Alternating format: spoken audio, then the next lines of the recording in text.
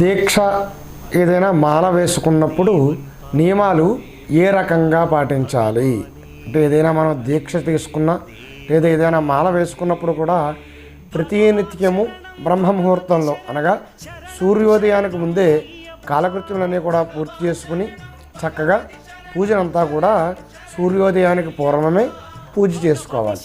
అవకాశం ఉన్నవారు ఏకభుక్తం అనగా రోజుకి ఒక్కసారే సాత్విక ఆహారం భుజించాలి.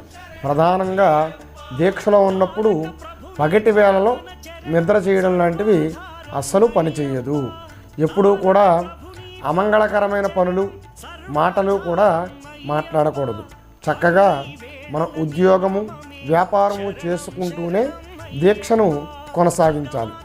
అనవసర ఆడంబరాల కోసం పూజ చేయడం, అదేవిధంగా ధనవంతులు లోభత్వంగా పూజ చేయడం, ఈ రెండూ కూడా మనకి పుణ్యాన్ని కలుగ చేయవు.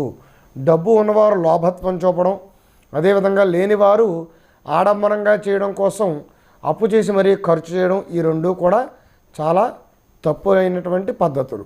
దీక్షలో ఉన్నప్పుడు శుచి శుభ్రత ఈ రెండూ కూడా మన ఆరోగ్యానికి సంబంధించినటువంటి ముఖ్య విషయాలు.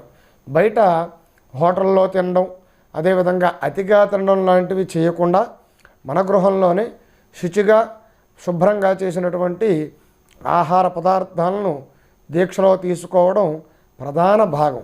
మనం తినే ముందు ఆ యొక్క ఆహారాన్ని భక్తిగా భగవంతుడికి మానసికంగా సమర్పణ చేసి ఇది మనం ప్రసాదం భుజిస్తున్నాము అనే భావనతో ఆ ఆహారాన్ని భుజించాలి. ఈ రకంగా దీక్షనంతా కూడా పూర్తి చేసుకుని ఆ యొక్క భగవంతుడి అనుగ్రహాన్ని పొందుతారని ఆశిస్తున్నాం.